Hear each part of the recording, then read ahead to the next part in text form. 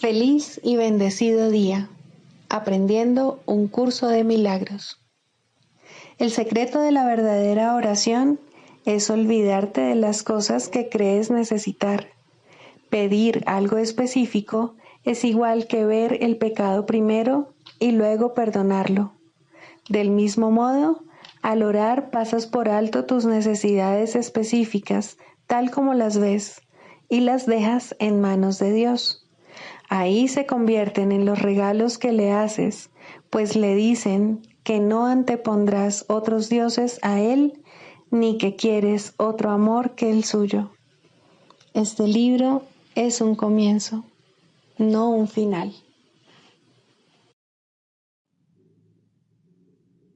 Del prefacio, que postula, párrafo 7. Solo las mentes pueden unirse realmente, y lo que Dios ha unido, ningún hombre lo puede desunir. No obstante, la verdadera unión, que nunca se perdió, solo es posible en el nivel de la mente de Cristo.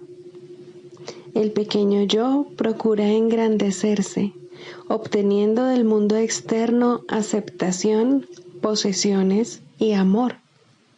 El ser que Dios creó no necesita nada, está eternamente a salvo y es eternamente íntegro, amado y amoroso. Busca compartir en vez de obtener, extender en vez de proyectar. No tiene necesidades de ninguna clase y solo busca unirse a otros que, como él, son conscientes de su propia abundancia.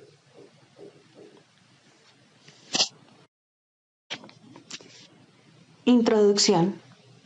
Este es un curso de milagros. Es un curso obligatorio. Solo el momento en que decides tomarlo es voluntario. Tener libre albedrío no quiere decir que tú mismo puedas establecer el plan de estudios. Significa únicamente que puedes elegir lo que quieres aprender en cualquier momento dado. Este curso no pretende enseñar el significado del amor, pues eso está más allá de lo que se puede enseñar.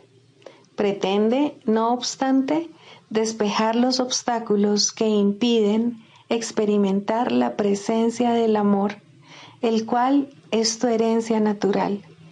Lo opuesto al amor es el miedo, pero aquello que todo lo abarca no puede tener opuestos. Este curso puede, por lo tanto, resumirse muy simplemente de la siguiente manera. Nada real puede ser amenazado.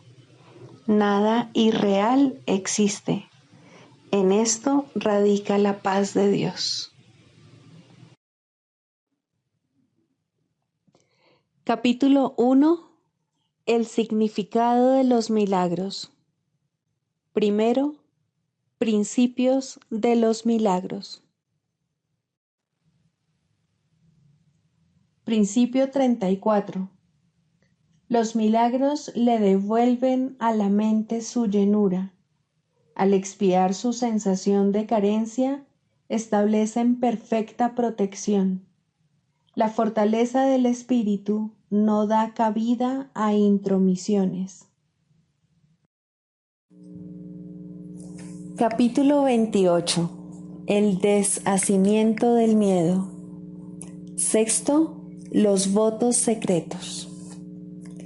El que castiga el cuerpo está loco, pues ahí es donde ve la diminuta brecha que, sin embargo, no está ahí. El cuerpo no se ha juzgado a sí mismo, ni se ha convertido en lo que no es.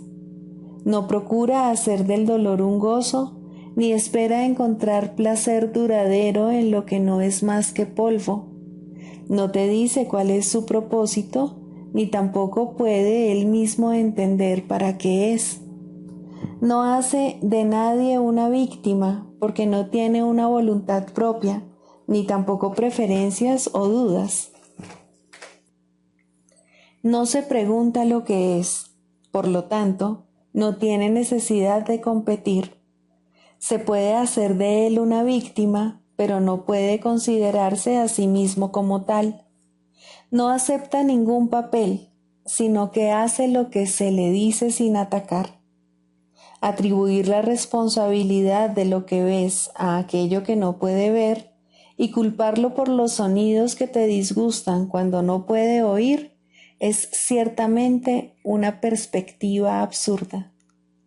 El cuerpo no sufre el castigo que le impones porque no tiene sensaciones.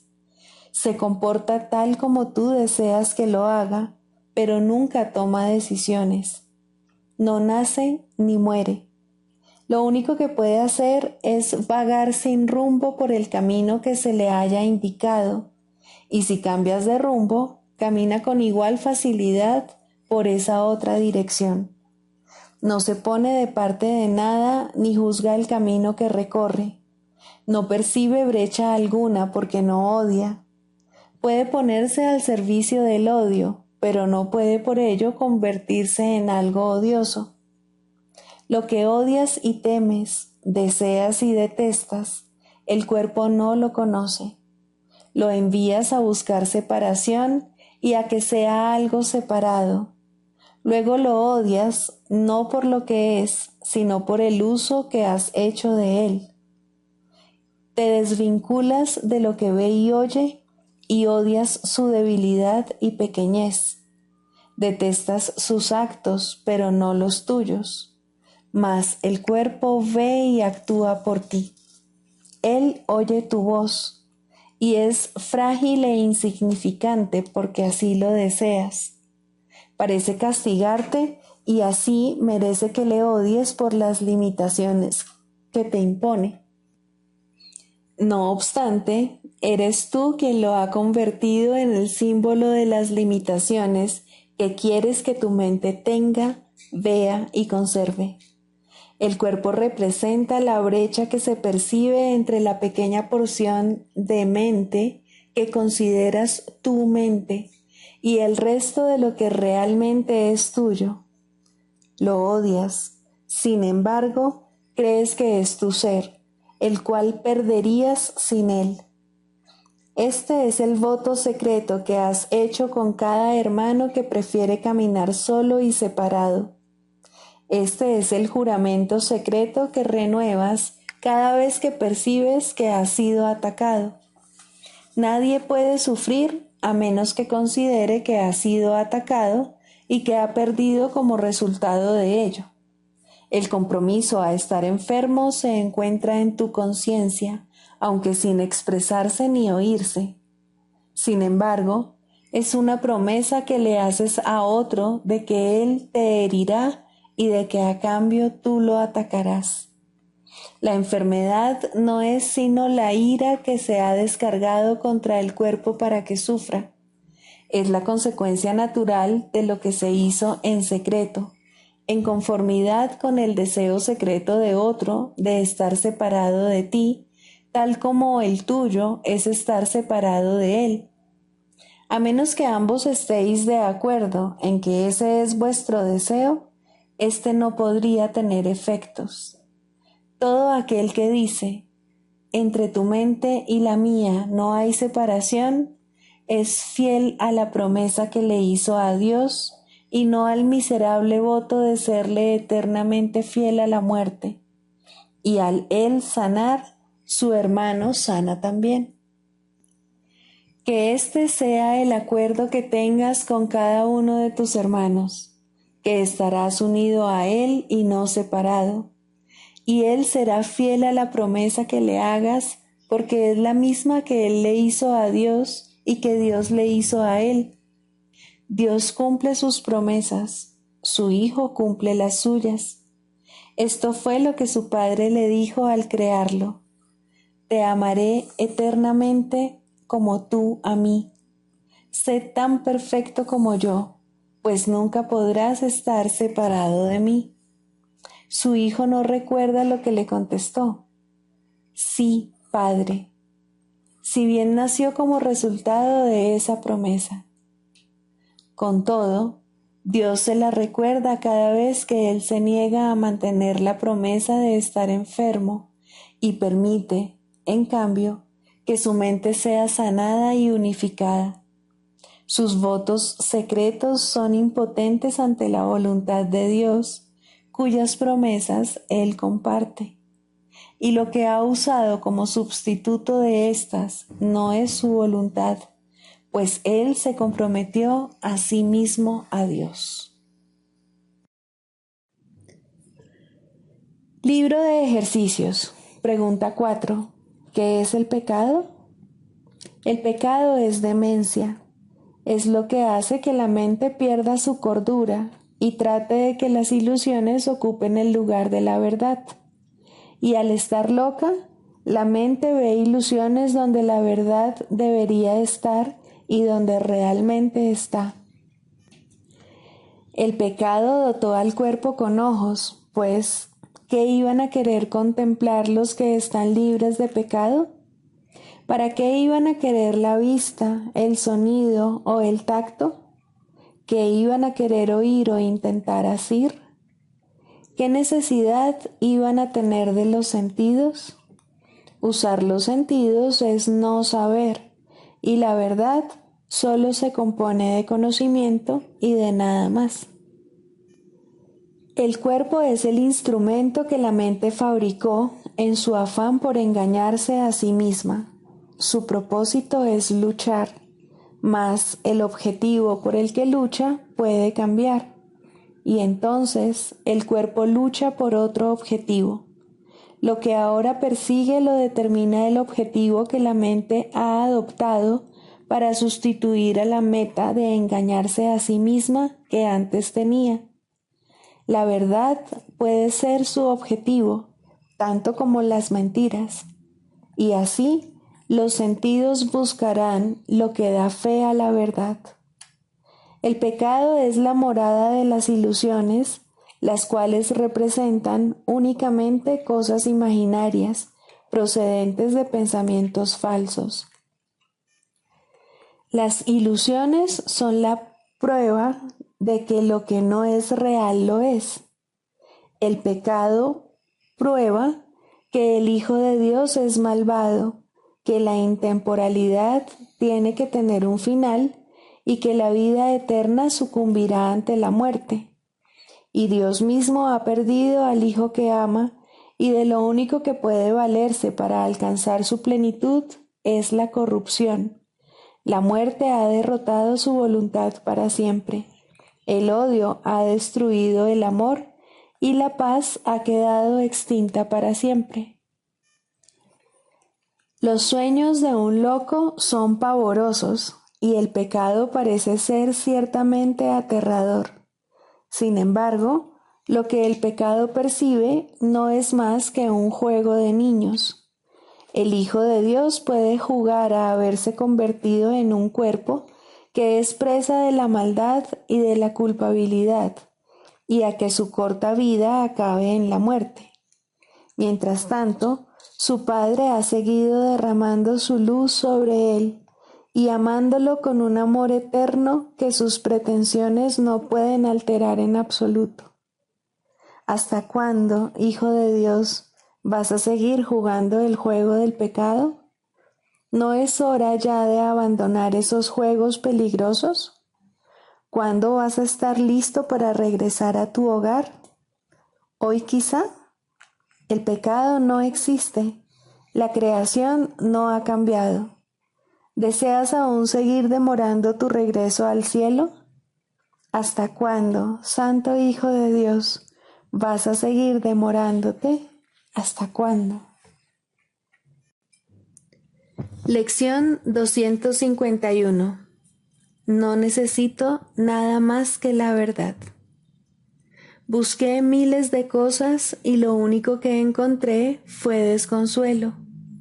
Ahora solo busco una, pues en ella reside todo lo que necesito y lo único que necesito. Jamás necesité nada de lo que antes buscaba y ni siquiera lo quería. No reconocía mi única necesidad, pero ahora veo que solamente necesito la verdad.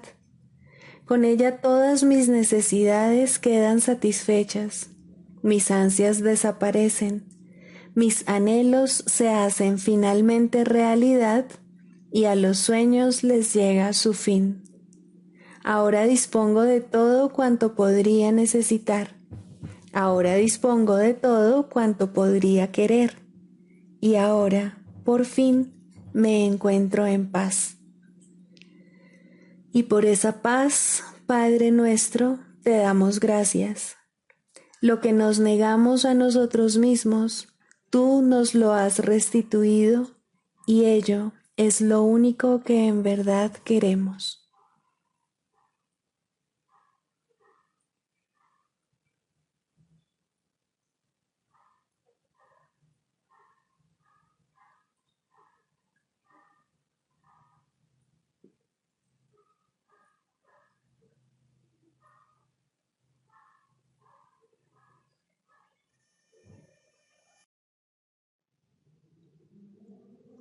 Del Manual para el Maestro, pregunta 4. ¿Cuáles son las características de los maestros de Dios? 8. Paciencia. Los que están seguros del resultado final pueden permitirse el lujo de esperar y esperar sin ansiedad. Para el Maestro de Dios, tener paciencia es algo natural. Todo lo que ve son resultados seguros que ocurrirán en un momento que tal vez aún le sea desconocido, pero que no pone en duda. El momento será tan apropiado como la respuesta. Y esto es verdad con respecto a todo lo que ocurre ahora u ocurra en el futuro. En el pasado no se produjeron tampoco errores, ni ocurrió nada que no sirviese para beneficiar al mundo, así como aquel a quien aparentemente le ocurrió. Tal vez esto no se entendió así en su momento. Con todo, el Maestro de Dios está dispuesto a reconsiderar todas sus decisiones pasadas, si éstas le están causando dolor a alguien. Tener paciencia es algo natural para aquellos que tienen confianza. Seguros de la interpretación final de todas las cosas en el tiempo, ningún resultado, ya visto o por venir, puede causarles temor alguno.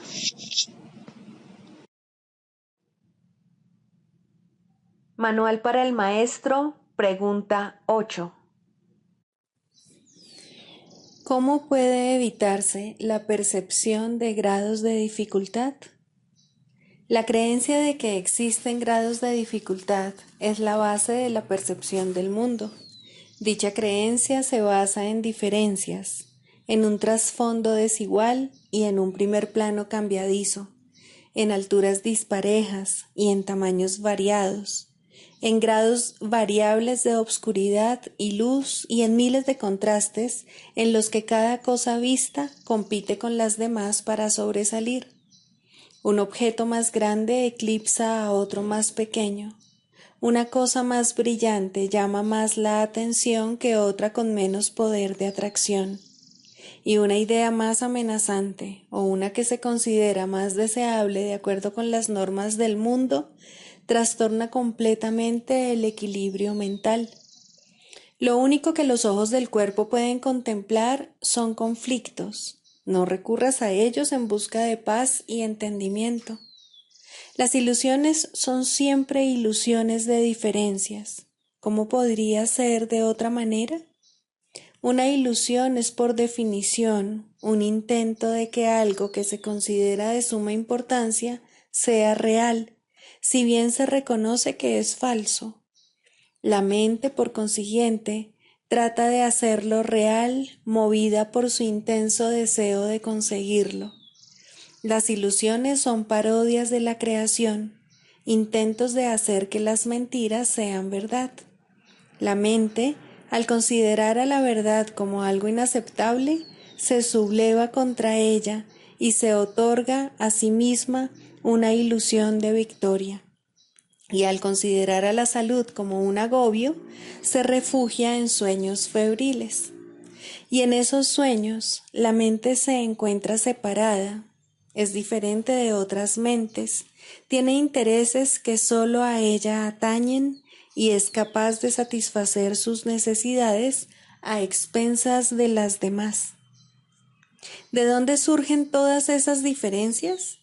Ciertamente parecen encontrarse en el mundo exterior. Sin embargo, no hay duda de que es la mente la que juzga lo que los ojos contemplan, la que interpreta los mensajes que le transmiten los ojos y la que les adjudica significado entre comillas. Este significado, no obstante, no existe en el mundo exterior. Lo que se considera la realidad es simplemente lo que la mente prefiere. La mente proyecta su propia jerarquía de valores al exterior y luego envía a los ojos del cuerpo a que la encuentren. Estos jamás podrían ver excepto a base de contrastes. Mas la percepción no se basa en los mensajes que los ojos traen. La mente es la única que evalúa sus mensajes y por lo tanto, solo ella es responsable de lo que vemos. Solo la mente decide si lo que vemos es real o ilusorio, deseable o indeseable, placentero o doloroso. En las actividades de selección y categorización que la mente lleva a cabo es donde se producen los errores de percepción, y ahí es donde debe efectuarse la corrección. La mente clasifica aquello de lo que los ojos del cuerpo le informan, de acuerdo con sus valores preconcebidos, y determina cuál es el lugar más apropiado para cada dato sensorial. ¿Qué base podría ser más defectuosa que esta? Sin darse cuenta de ello, ha pedido que se le proporcione lo que se ajusta a estas categorías. Y una vez que ha hecho esto, concluye que las categorías no pueden sino ser ciertas. Esta es la base de todos los juicios que establecen diferencias, porque los juicios que el mundo emite descansan sobre ella. ¿Cómo se iba a poder depender de este razonamiento confuso y absurdo? No puede haber grados de dificultad en la curación por el simple hecho de que toda enfermedad es una ilusión. ¿Sería acaso más difícil desvanecer la creencia que tiene un demente en una alucinación mayor que la que tiene en una más pequeña? ¿Podría reconocer más rápidamente la irrealidad de una voz estridente que la de una voz agradable? ¿Desecharía más fácilmente una orden para que mate que se le pide con un susurro que una que se le pide a gritos? ¿Y afectaría el número de tridentes que tienen los diablos que él ve la credibilidad de estos en su percepción? Su mente ha calificado todas esas ilusiones de reales y, por lo tanto, son reales para él. Cuando se dé cuenta de que no son más que ilusiones, desaparecerán. Y lo mismo ocurre con la curación. Las propiedades de las ilusiones que hacen que éstas parezcan diferentes entre sí son realmente irrelevantes, pues sus propiedades son tan ilusorias como ellas mismas. Los ojos del cuerpo continuarán viendo diferencias, pero la mente que se ha permitido a sí misma ser curada dejará de aceptarlas. Habrá quienes parezcan estar más enfermos que otros, y los ojos del cuerpo informarán, como antes, de los cambios que se produzcan en su aspecto. Mas la mente curada los clasificará a todos de la misma manera, como irreales. Este es el don de su maestro, el entendimiento de que, al clasificar los mensajes que la mente recibe de lo que parece ser el mundo externo, solo dos categorías son significativas, y de estas, solo una es real. De la misma manera en que la realidad es completamente real, independientemente de los conceptos de tamaño, forma, tiempo o lugar, pues no pueden existir diferencias en ella, así también las ilusiones carecen de distinciones. La única respuesta para cualquier clase de enfermedad es la curación. La única respuesta para cualquier clase de ilusión es la verdad. Clarificación de términos. Mente, espíritu. El término mente se utiliza para representar el principio activo del espíritu, el cual le suministra a éste su energía creativa. Cuando el término va con mayúscula, se refiere a Dios o a Cristo, es decir, a la mente de Dios o a la mente de Cristo. El espíritu es el pensamiento de Dios que Él creó semejante a sí mismo. El espíritu unificado es el único Hijo de Dios o Cristo. En este mundo, puesto que la mente está dividida, los hijos de Dios parecen estar separados. Sus mentes, asimismo, no parecen estar unidas. En ese estado ilusorio, el concepto de una mente individual parece tener sentido. En el curso, por lo tanto, se describe a la mente como si consistiera de dos partes, el espíritu y el ego. El espíritu es la parte que aún se mantiene en contacto con Dios a través del Espíritu Santo, quien, aunque mora en esa parte, también ve la otra. No se usa el término alma, excepto en citas directas de la Biblia, por ser un término sumamente polémico. En cualquier caso, sería un equivalente de espíritu, entendiéndose que, al formar parte del ámbito de Dios, es eterna y nunca nació. La otra parte de la mente es completamente ilusoria y solo teje ilusiones. El espíritu conserva su potencial creativo, pero su voluntad, que es la de Dios, parecerá estar cautiva mientras la mente no esté unificada. La creación continúa imperturbable porque esa es la voluntad de Dios. Dicha voluntad está siempre unificada y por lo tanto no tiene significado en este mundo, no tiene grados ni opuestos. La mente puede gozar de rectitud o estar errada dependiendo de la voz que escuche.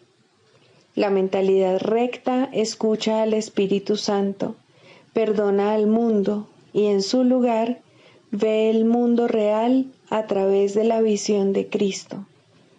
Esta es la visión final, la última percepción, la condición en la que Dios mismo da el paso final.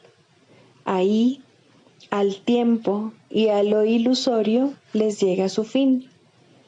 La mentalidad errada escucha al ego y teje ilusiones, percibe el pecado, justifica la ira y considera que la culpabilidad, la enfermedad y la muerte son reales. Tanto este mundo como el mundo real son ilusorios, pues la mentalidad recta simplemente pasa por alto o perdona lo que nunca ocurrió. Por lo tanto, la mentalidad recta no es la mentalidad uno de la mente de Cristo, cuya voluntad es una con la de Dios. La única libertad que aún nos queda en este mundo es la libertad de elegir, y la elección es siempre entre dos alternativas o dos voces. La voluntad no está involucrada en la percepción a ningún nivel y no tiene nada que ver con el proceso de elegir. La conciencia es el mecanismo receptor, el cual recibe mensajes tanto del plano superior como del inferior, del Espíritu Santo o del ego. La conciencia tiene niveles y puede cambiar drásticamente de uno a otro, pero no puede trascender el dominio de lo perceptual. En su nivel más elevado, se vuelve consciente del mundo real y puede ser entrenada para hacer eso cada vez con mayor frecuencia.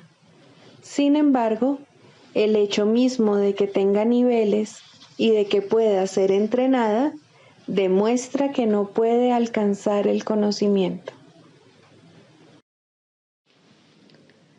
El proceso de la psicoterapia. Cuarto, el proceso de la enfermedad. De la misma manera en que toda terapia es psicoterapia, del mismo modo toda enfermedad es enfermedad mental. Es un juicio acerca del Hijo de Dios, y todo juicio es una actividad mental. Un juicio es una decisión que se toma una y otra vez contra la creación y su creador. Es la decisión de percibir el universo como tú lo has creado.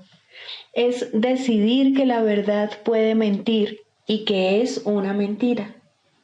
¿Qué otra cosa, entonces, puede ser la enfermedad sino una expresión de aflicción y culpa? ¿Y por qué sollozaría a alguien si no por su inocencia? Una vez que al Hijo de Dios se le considera culpable, la enfermedad es inevitable. Es lo que ha pedido y, por ende, es lo que recibirá. Todos los que piden enfermedad se han condenado a sí mismos a buscar remedios que no los pueden ayudar, pues han depositado su fe en la enfermedad y no en la salvación. No hay nada que un cambio de mentalidad no pueda hacer, pues todas las cosas externas no son sino sombras de una decisión ya tomada. Si se cambia la decisión, ¿cómo podría su sombra no cambiar? La enfermedad no es más que la sombra de la culpa, grotesca y fea, puesto que imita la deformidad. Si una deformidad se ve como real, ¿cómo podría su sombra no ser deforme? Una vez que se ha decidido que la culpa es real, el descenso al infierno sigue paso a paso su inevitable trayectoria. La enfermedad, la muerte y la miseria fustigan ahora la tierra en implacables oleadas, a veces simultáneamente y otras en siniestra sucesión. Todas estas cosas, no obstante, por muy reales que puedan parecer, son solo ilusiones. ¿Quién podría tener fe en ellas una vez que ha entendido esto? ¿Y quién podría no tener fe en ellas hasta que lo entienda? La curación es terapia o corrección, y como ya hemos dicho y volvemos a repetir, toda terapia es psicoterapia. Curar al enfermo no es sino ofrecerle este entendimiento. La palabra cura ha caído en desprestigio entre los terapeutas más respetables del mundo y con toda razón, pues ninguno de ellos puede curar y ninguno de ellos entiende lo que es la curación.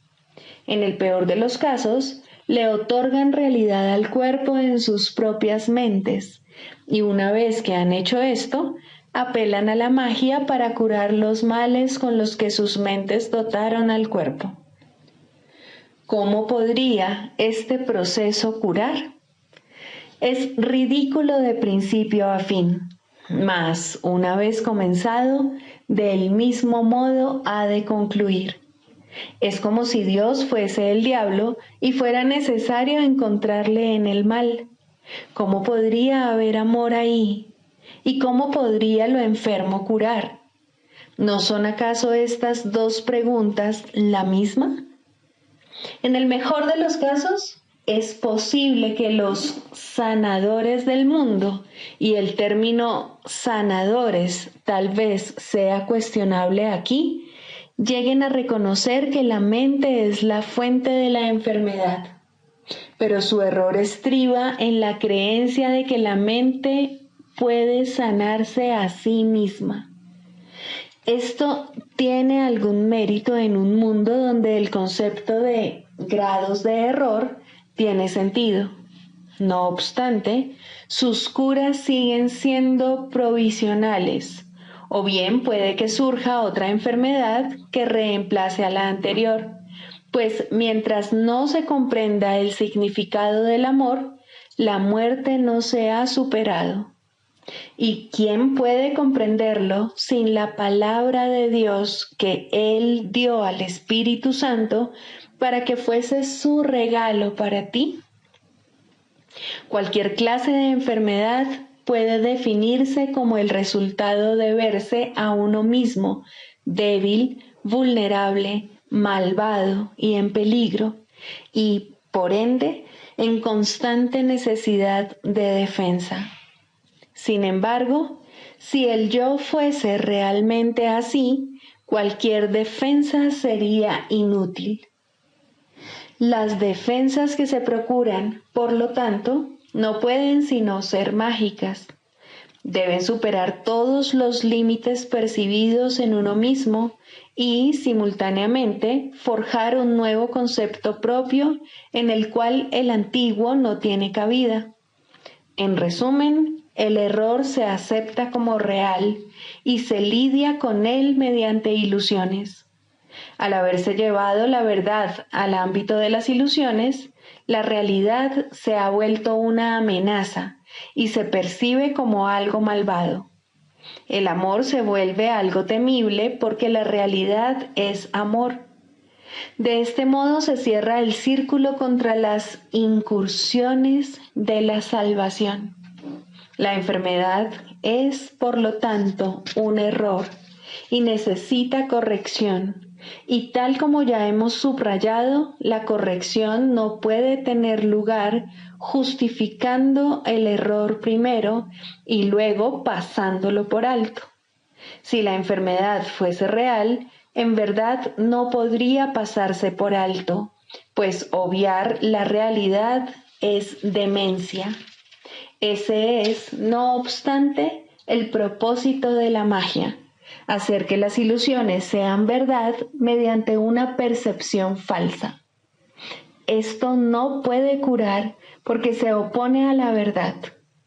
Tal vez una ilusión de salud sustituya la ilusión de enfermedad por un breve periodo de tiempo, mas no perdurará. Las ilusiones no pueden ocultar el miedo por mucho tiempo, pues éste forma parte de ellas. Escapará y adoptará otra forma al ser la fuente de todas las ilusiones. La enfermedad es demencia porque toda enfermedad es enfermedad mental y en esto no hay grados. Una de las ilusiones que hace que la enfermedad se perciba como real es la creencia de que la enfermedad varía en intensidad, que el grado de amenaza difiere según la forma que adopte. En esto radica la base de todos los errores, pues todos ellos no son más que intentos de transigir al ver solo una pequeña parte del infierno. Esto es una burla tan ajena a Dios que por siempre ha de ser inconcebible, pero los dementes lo creen porque están locos. Un loco defiende sus ilusiones porque ve en ellas su salvación. Por lo tanto, atacará a todo aquel que trate de salvarlo de ellas al creer que está siendo atacado por él. Este curioso círculo de ataque-defensa es uno de los problemas más difíciles que debe enfrentar el psicoterapeuta. De hecho, esa es su tarea principal, la esencia de la psicoterapia. Al terapeuta se le ve como alguien que está atacando la posesión más preciada del paciente, su imagen propia. Y puesto que esta imagen se ha convertido en la seguridad del paciente, tal como él la considera, el terapeuta no puede sino ser percibido como una verdadera fuente de peligro que hay que atacar e incluso matar. El psicoterapeuta, pues, tiene una enorme responsabilidad. Debe hacer frente al ataque sin atacar y, por consiguiente, sin defenderse. Su tarea consiste en demostrar que las defensas no son necesarias y que la indefensión es fortaleza. Esta debe ser su enseñanza, si quiere que su lección sea que la cordura es seguridad. No puede hacerse suficiente hincapié en el hecho de que el demente cree que la cordura es una amenaza. Este es el corolario del pecado original, la creencia de que la culpa es real y de que está plenamente justificada. Por lo tanto, la función del psicoterapeuta consiste en enseñar que la culpa, al ser irreal, no tiene justificación ni ofrece seguridad alguna. Por consiguiente, siempre será indeseable, además de irreal. Esta única doctrina de salvación es la meta de toda terapia, pues alivia la mente de la insensata carga de culpa que tan fatigosamente arrastra, y de este modo la curación se logra. No se cura el cuerpo, simplemente se le reconoce como lo que es. Si se percibe correctamente, se puede entender su propósito. ¿Qué necesidad hay, entonces, de enfermedad? Con este único cambio, todo lo demás vendrá por añadidura. No hay necesidad de complicados cambios.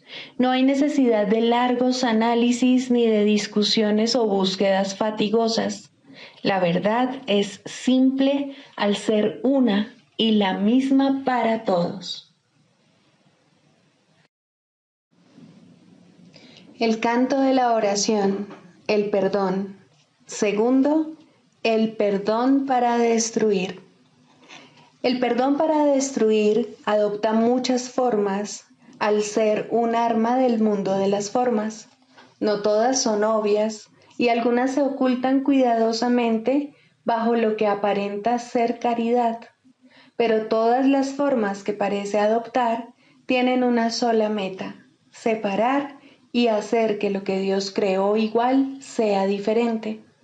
La diferencia resulta evidente en algunos casos, en los que la comparación intencionada no puede dejar de notarse, ni es su propósito realmente que se note.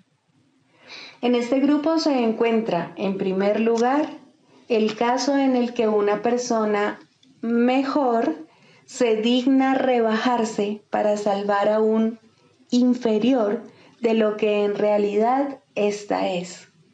En este caso, el perdón aquí se basa en una actitud de amable altivez, tan lejana del amor que la arrogancia jamás podría desalojarse. ¿Quién puede perdonar y despreciar al mismo tiempo?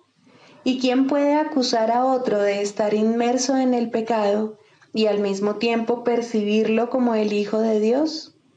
¿Quién puede enseñar lo que es la libertad esclavizando? En eso no hay unión, solo aflicción. Eso no es realmente misericordia, eso es la muerte. Hay otro caso de perdón para destruir, muy parecido al anterior, si se entiende correctamente, en el que la arrogancia no se manifiesta de forma tan arrogante. Aquí el que perdona a otro no proclama ser mejor. En lugar de ello dice que aquí hay alguien cuya pecaminosidad él comparte, y dado que ambos han sido indignos, merecen la retribución de la ira de Dios. Este pensamiento puede parecer humilde e incluso inducir a una rivalidad con respecto a quién es más pecador o más culpable. Esto no es amor por la creación de Dios, ni por la santidad que es su regalo eterno. ¿Puede acaso su Hijo condenarse a sí mismo y aún así acordarse de él? Aquí la meta es apartar de Dios al Hijo que él ama y mantenerlo separado de su fuente. Esta es también la meta de aquellos que buscan ser mártires a manos de otro. El objetivo detrás de esto tiene que verse claramente, pues puede pasar por mansedumbre y caridad en vez de crueldad. ¿No es acaso muestra de misericordia aceptar el rencor de otro y no responder sino con silencio y con una dulce sonrisa? Fíjate qué bueno eres, que soportas con paciencia y santidad la ira y el daño que otro te inflige sin mostrar el amargo dolor que sientes. El perdón para destruir con frecuencia se oculta tras un manto así. Muestra el rostro del sufrimiento y del dolor como prueba silenciosa de la culpa y de los estragos del pecado. Tal es el testimonio que le ofrece a uno que podría ser su salvador y no su enemigo. Pero al habérsele convertido en enemigo, tiene que aceptar la culpa y el duro reproche que de este modo se ha descargado sobre él. ¿Es esto amor? ¿O se trata más bien de una traición hacia uno que necesita que le salven del dolor de la culpa? ¿Qué otro propósito podría tener esto, sino mantener a los testigos de la culpa alejados del amor? El perdón para destruir puede manifestarse también en forma de regateos y tratos. Te perdono si satisfaces mis necesidades, pues en tu esclavitud está mi liberación. Dile esto a cualquiera y te vuelves un esclavo, y tratarás de deshacerte de la culpa mediante más regateos que no ofrecen esperanza alguna, sino más dolor y más miseria.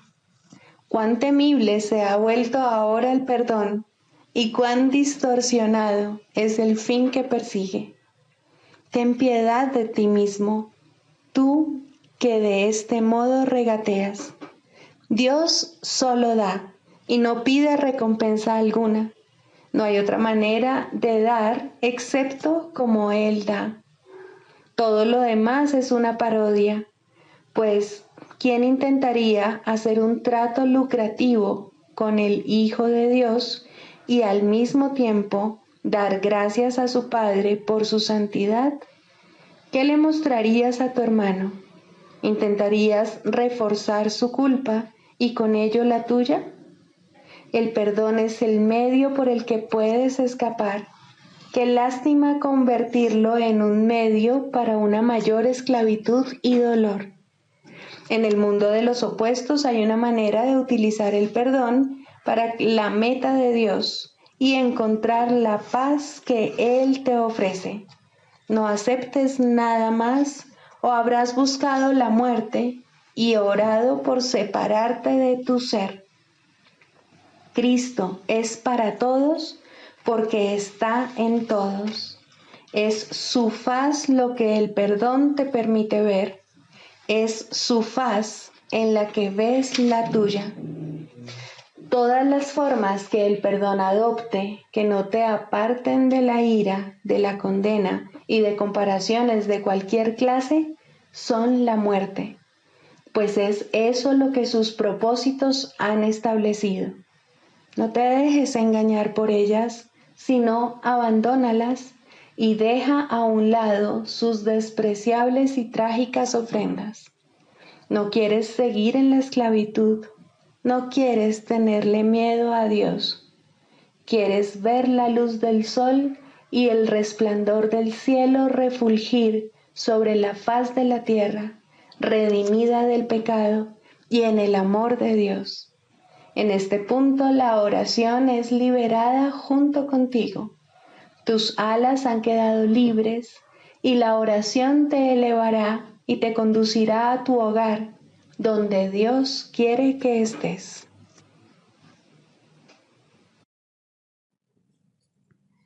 Sigamos a Jesús haciendo del perdón algo tan natural como respirar y algo tan vital como el aire. Amén.